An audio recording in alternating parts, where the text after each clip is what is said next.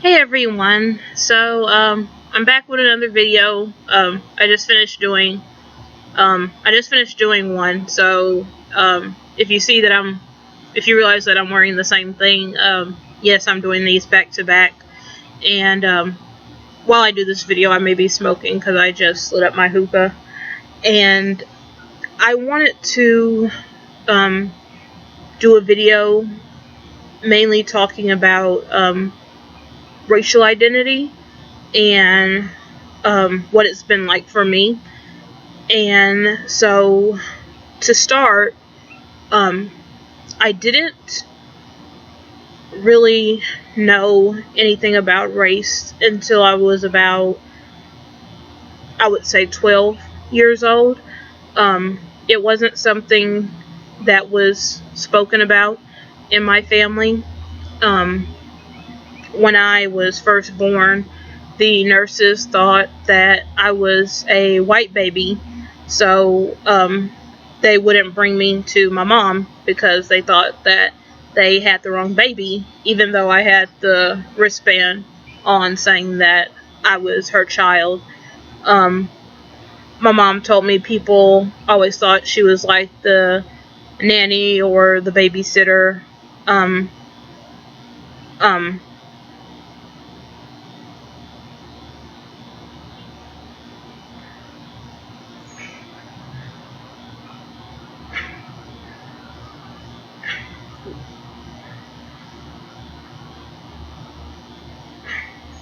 Whenever she would have me, my preschool was family owned. My grandmother and her sister owned the preschool for over 15 years, and it was mostly black, a few Hispanic kids, a few white kids, but at that age I didn't know the difference.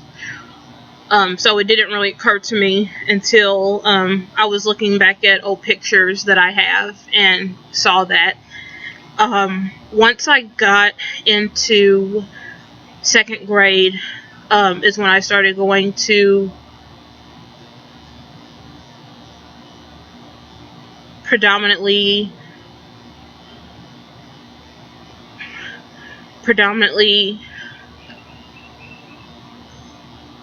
white schools, and I didn't really have an issue.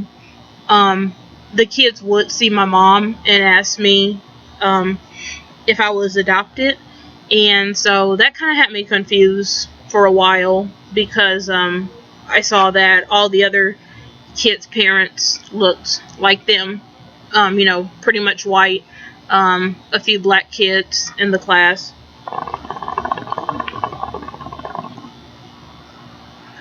And that went on second grade and third grade. Kids kept asking me if I was adopted. Eventually, I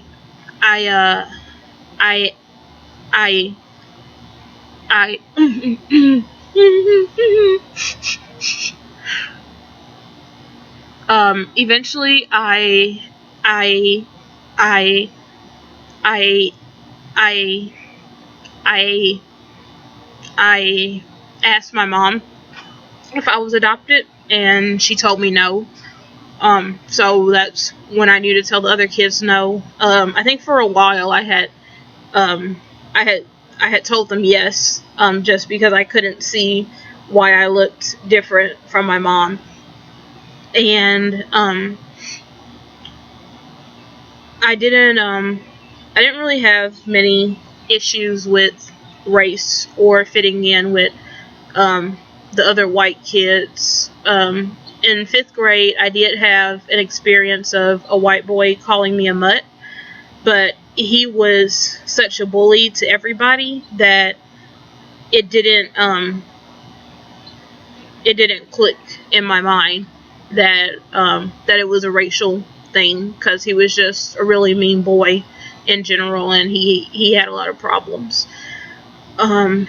Middle school, jumping over to middle school, once again had no problems fitting in. I was in a clique in seventh grade, as most middle schoolers are, and it was myself, a girl who was white and Mexican, actually 2 girls who were white and Mexican, but they both just looked white to me, and a white girl and a girl who is mixed black and white, but she was adopted by a white family. So it was all of us. I never had any racial issues with them or feeling any different from them. As far as race goes, we were pretty different in the fact that I had a lot of interests that they thought were strange. It was a college prep school, and a lot of the kids were like the really stereotypical preppy type, and I acted that way just to fit in, but I did have some interests that they didn't really have. Like, I really liked punk rock music. I shopped at Hot Topic a lot during that time. But as far as race goes, there was never any issue. It wasn't really anything that was brought up at all. 8th grade, I had some trouble with being bullied. Typical girl stuff, middle school gossip, pretty stereotypical stuff, and it made my 8th grade year really hard.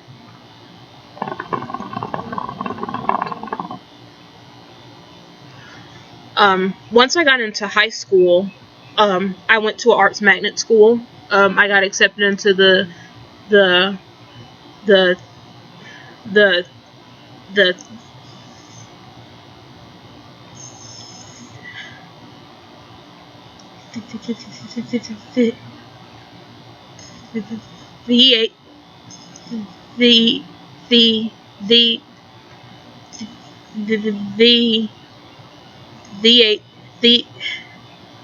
theater program at a arts magnet high school where I live, and it was mostly, if you look at the statistics online, it'll show that it was mostly white, but the percentage of black wasn't far behind. It was almost half and half. We had a few Hispanics, not many Asians, and everybody was, for the most part, pretty open-minded. LGBT students were the majority at the school. I hung out with mostly white kids again. That's mostly what was in theater, and that's just what I was accustomed to. I made my first biracial friend in 10th grade. She was black and white, and we started becoming friends like towards the end of sophomore year. Junior and senior year, we were extremely close. We were hanging out like all the time. But I had some trouble with some of the black girls there. Nothing major, but it was, for example, one time we were in history class and we were talking about prejudice, and so this one black girl was saying how, black people have always had it harder. Sorry, my mouth is really through it. Black kids always had it harder, or black people in general have it harder, and all the prejudice and discrimination that they face. And so I tried to, talk about experiences that I've had before, and my biracial friend did too. And the girl told us that our experiences didn't count because we were mixed, so we don't know what it's like to be discriminated against, because mixed people have like so many privileges and all that bull crap.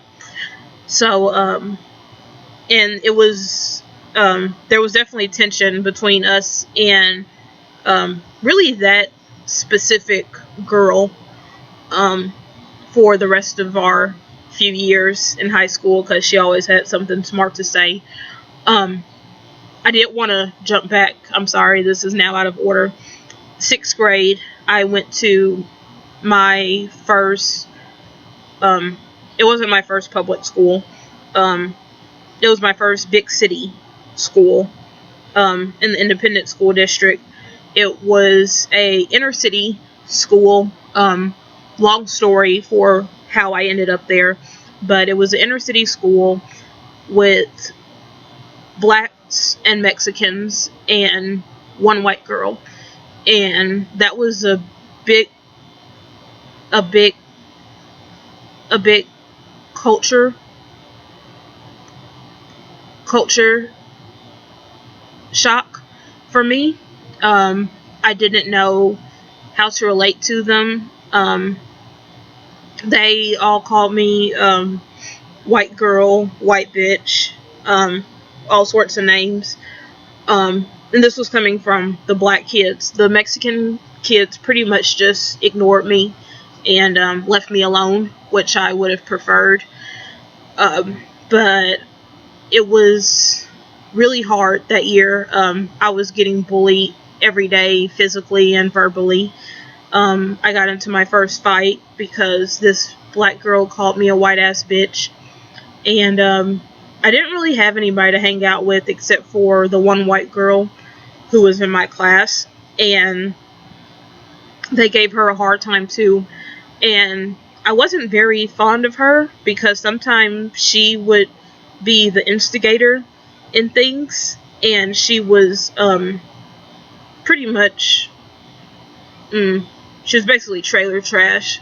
I didn't really know how to relate to her either, but she was the only one who would talk to me and be nice to me, so I put up with it. But I couldn't relate to her much either. And so jumping back to high school was a fine time. For the most part, people got along. If they didn't, it usually wasn't because of race. It was because of something else that was petty, and people just don't get along all the time. When I got to college, it was very different.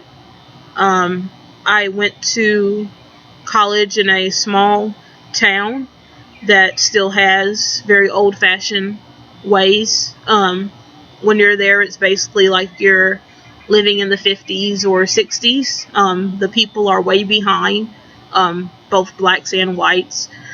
That was my first time being called colored, and it wasn't in a rude way. This girl in my class that I would talk to, this white girl, she had a heart tattoo, and it was colored in with the Confederate flag. And so I noticed her tattoo, and I said something simple about it, like, "Oh, I never noticed your tattoo." And she was like, "Yeah, what do you think of it?" And I was like, "Oh, I don't care about it. I mean, it's a tattoo." And she was like, "Wow, you're the first colored person who hasn't gotten upset over it." And so I told her about not using the word colored. And it was really surprising because she was only like 3 years older than me, but she came from a very small town where she had literally never seen black people before until she came to college.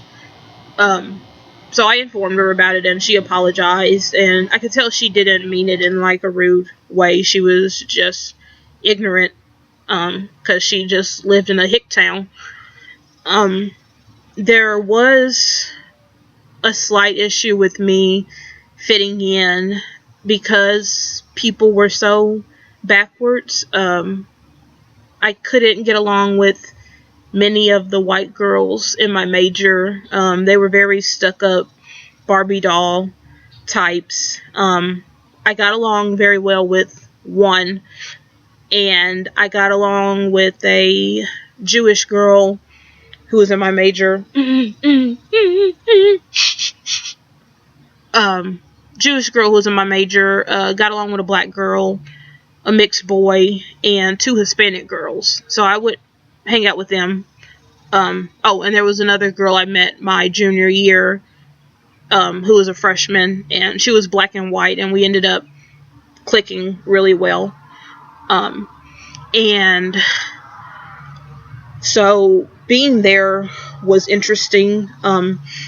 One thing I did like about it was that it was the first time where people didn't really ask me about my race, or the question, what are you, because the town has a history of a mixed population.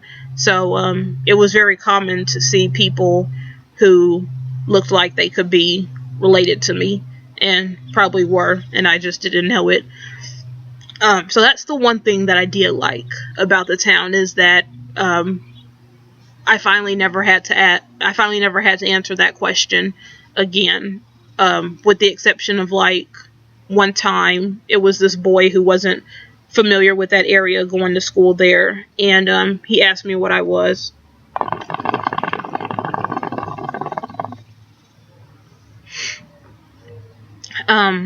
So yeah, that's pretty much how it went.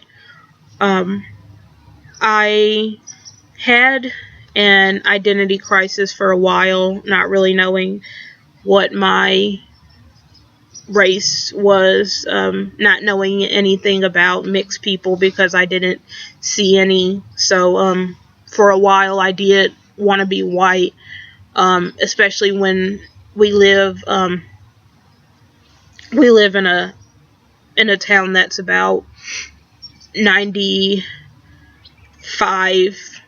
white now. I'm not exaggerating. If you looked up the demographics, that's what it would say, about 93 to 95% white. And I did realize that I was treated better than my mom and my uncle, my mom's brother, in the town. Whenever we went out to eat, I would go get the table, because we realized if my mom or my uncle tried to get the table, they would tell them that there was like this ridiculous wait. And then when I went in, I was seated like right away, or in a very short amount of time. So I'm the one who goes and gets the tables when we go out. Some people do stare sometimes when I'm with my mom, which I think is really weird, because I think my mom and I actually look alike a lot, with the exception of skin color. Nobody ever looked at me funny with my dad, I guess because we're the same color. You could imagine what he looks like if you know who the basketball player Jason Kidd is. My dad looks a lot like Jason Kidd. People would always comment on that. And he's also gotten the fact that he looks like a younger version of Ross Perot. If you Google him, Google like Ross Perot younger, and my dad actually kind of favors him too. Trying to think what else. I feel like I'm leaving something out. But I've had a lot of experiences with just looking different from the people that I grew up around, and growing up in a pretty much all white setting in schools. For grad school, I went to a HBCU, but I learned that in the grad programs, it's not predominantly black like you would think undergrad is. I'm assuming undergrads at HBCU are predominantly black. I didn't go to one, so I don't know. But my class was actually mostly white women for the most part, and then we had some black girls, and they were all nice for the short time I was in grad school. And then I ended up coming home. Now I've worked in predominantly white settings. Those go well. I work in one now, and everybody is really friendly. It's just great. I love my job. And so that is really all I can think of. If you guys want to hear more about something specifically that I've ever experienced or something that I've ever felt, because there is a lot, so I'm sure I'm leaving something out, feel free to just leave me a comment or a suggestion, and I will make a video about it whenever I get time, which is usually like every evening because I always get off of work so early. So I hope you guys were able to make it all through this. I know this was very long, and I apologize. So I'll see you later.